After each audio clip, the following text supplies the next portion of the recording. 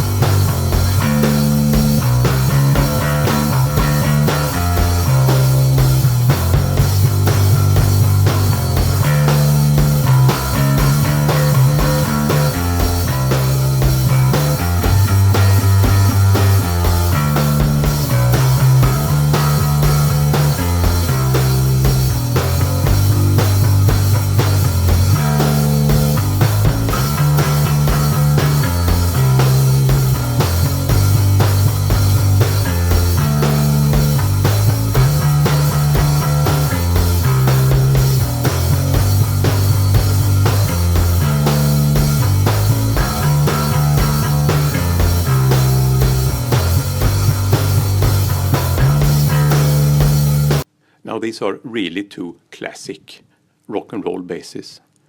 I did a clip earlier of these two basses, but then the Grabber was a maple one too. And for some unknown reason I chose to play a funk or maybe even disco track But I think it's in rock and roll that these basses really shine. If we have a look at the grabber, this is almost the same configuration as Gene Simmons used on at least some of the shows that later became alive. There's been lots of discussion how much was touched up in the studio and so on. But I don't know. I've heard many live performances on YouTube with Kiss where they sound exactly like alive. So that may be either way. There is an isolation track of the bass from Alive 1 on the track Juice.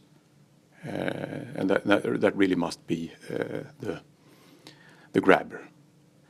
The difference between Gene Simmons' grabber and this one is that his neck the headstock didn't have an angle towards the neck. It was straight all the way up, you know, like Fenders. And it had a slightly different neck as well. You know, like a P bass with that stripe in the middle. When it comes to the Ripper, I've always been a huge fan of the tone that Gene Simmons got on Dr. Love at Rock and Roll Over, and that's spot on to the bridge position, or maybe if it was the out of phase both pickup position. Really, it just gels so nicely with Les Paul Marshall guitars to form a kind of enhances them in a nice way, making them sound bigger. Then you can see the Ripper here, which is from 1974, has a wider body than the grabber, but in 75 also the Ripper had that narrower body. Here I used a Mesa Boogie Big Block 750 through a Mesa Diesel 115 cab. I had all knobs on 5, but the volume a bit higher. Gene Simmons, back in the day, around the time for Alive, used an SVT Ampeg stack with the 810. But I think this Mesa Boogie comes close to those classic tones, and it's a whole lot more practical. And if you compare these basses, I really think the Ripper sounds similar to a jazz bass, and the grabber sounds similar to a precision bass. And then it's interesting, is that because of pickup placement, or is it because of the neck construction or the neck joint construction? It's a bolt-on neck on the grabber and a set neck on the Ripper. You could hear that the grabber had lots more low end than the Ripper.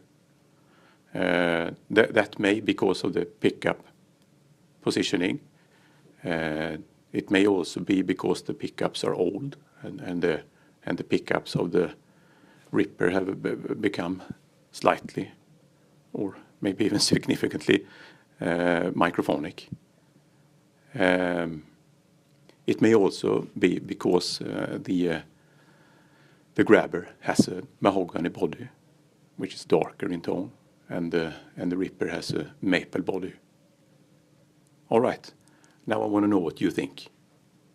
Which do you know any classic records from which you recognize any of these tones? All right, cheers.